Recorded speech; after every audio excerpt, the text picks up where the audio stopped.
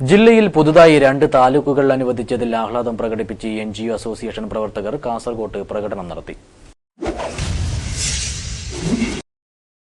ജില്ലയിൽ പുതുതായി 2 താലൂക്കുകളും കേരളത്തിൽ 12 താലൂക്കുകളും അനുവദിച്ച UDF സർക്കാരിനെ അഭിവാദ്യം അർപ്പിച്ച് കാസർകോട് താലൂക്ക് ഓഫീസ് കോമ്പൗണ്ടിൽ NGO അസോസിയേഷൻ പ്രവർത്തകർ പ്രകടനം നടത്തി.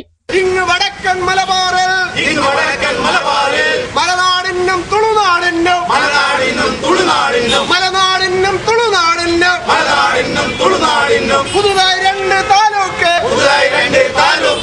UDF ഭരിക്കുമ്പോൾ പഞ്ചായത്തിൽ മെട്രോളജിയിൽ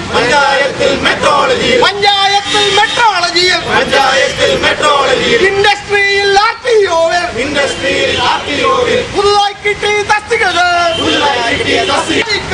കണ്ണൂരെത്താൻ സാധിക്കാതെ പതിവായി വികസനം വൈകിയ നേരം.